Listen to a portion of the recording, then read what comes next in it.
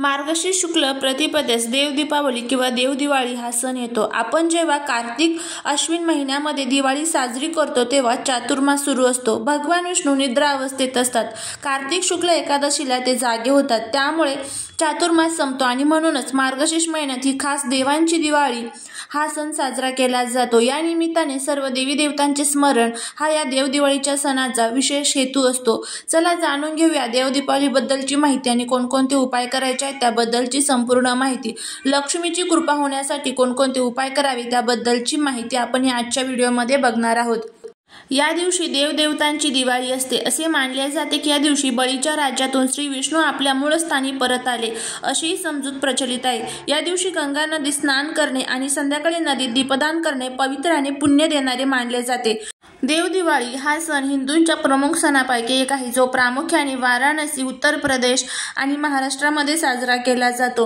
आता काही भागांमध्ये कार्तिक पौर्णिमेला देव दीपावलीचा सण साजरा केला जातो। काही भागांमध्ये अमावस्या झाल्यानंतर मार्गशीर्ष महिन्यातली जी प्रतिपदा असते, म्हणजेच मार्गशीर्ष महिन्यातला जो पहिला दिवस असतो त्या दिवशी हा देव दीपावलीचा सण साजरा केला जातो। देव दिवाळी हा सण का साजरा केला जातो, तर लक्ष्मी पूजनाच्या दिवशी ज्यांचं कोणाचंही लक्ष्मी पूजन राहिलेलं असेल तर त्यांनी या दिवशी आवर्जून लक्ष्मी पूजन करावं, जेणेकरून माता लक्ष्मीची भरभरून आपल्या घरावरती कृपा होईल।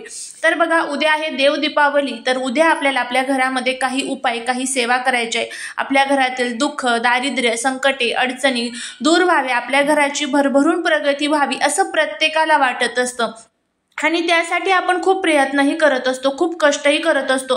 पण काय होतं, कधी कधी आपल्या कष्टाला, आपल्या मेहनतीला नशिबाची साथ मिळत नाही किंवा अनेक प्रकारच्या अडचणी आपल्या जीवनामध्ये येत असतात। तर त्यासाठीच उद्या जो हा उपाय आहे तर तो आपल्याला करायचा आहे।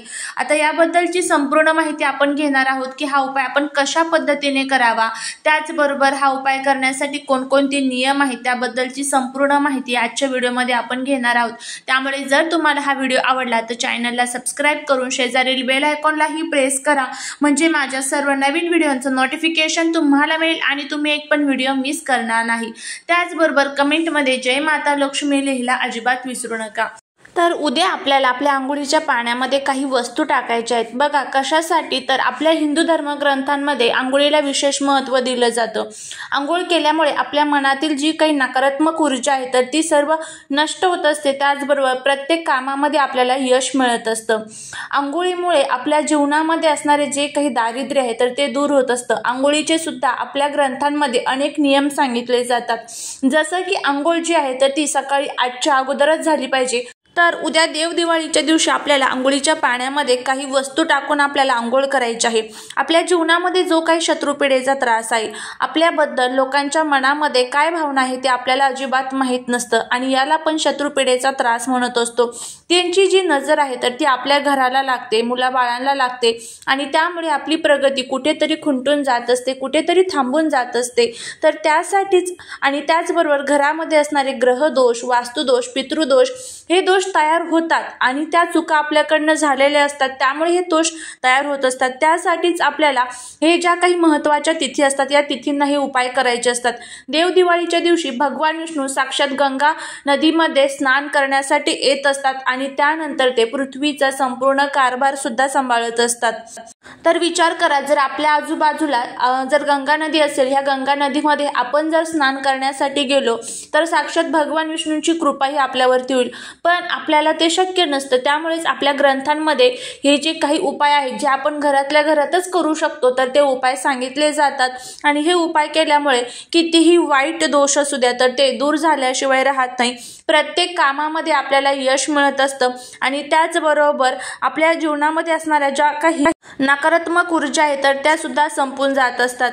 तर आता हा उपाय कशा पद्धतीने करायचा आहे त्याबद्दलची आपण संपूर्ण माहिती घेऊया। उद्या देव दीपावली आहे, त्यामुळे जर तुमचं लक्ष्मी पूजन राहिलेलं असेल तर ते तुम्हाला उद्या संध्याकाळी करायचंच आहे, हे लक्षात ठेवा। त्यामुळे वर्षभर भरभरून माता लक्ष्मीची आपल्यावरती कृपा होत असते। उद्या आपली फरशी पुसत असताना त्यामध्ये हळद, मीठ, गोमूत्र टाका, व्यवस्थितपणे फरशी पुसून घ्या। माता लक्ष्मीला विड्याचं पान घ्यायचं, त्यावरती थोडंसं मध टाकायचं आणि त्याचा याचा नैवेद्य उद्या संध्याकाळी माता लक्ष्मीला आणि महादेवांना दाखवायला अजिबात विसरू नका। यामुळे आपल्या घरामध्ये वर्षभर धनाची कमतरता राहत नाही। हा उपाय आवर्जून करा। त्यानंतर उंबरठ्यावरती आपल्याला हळदीचं लेपन द्यायचं आहे, जेणेकरून नकारात्मक शक्ती जी आहे तर ते आपल्या घरामध्ये प्रवेश करणार नाही।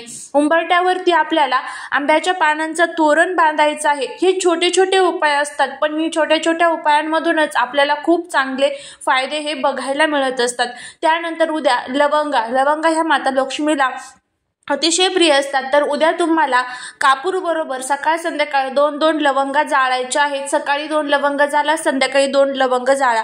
यामुळे सुद्धा माता लक्ष्मी ह्या खूप लवकर प्रसन्न होत असतात।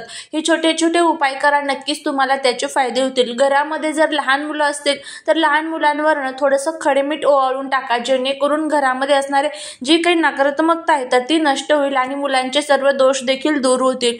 त्याचबरोबर उद्या आंघोळीच्या पाण्यामध्ये ह्या वस्तू आपल्याला टाकायच्या। आंघोळ करण्यासाठी उद्या ब्रह्ममुहूर्तामध्ये उठण्याचा प्रयत्न करा, कारण ब्रह्ममुहूर्तामध्ये केलेले जे उपाय आहेत तर ते खूप कारगर आपल्या सर्वांसाठीच ठरत असतात, कारण ब्रह्ममुहूर्तामध्ये साक्षात दैवी शक्तींचा निवास असतो।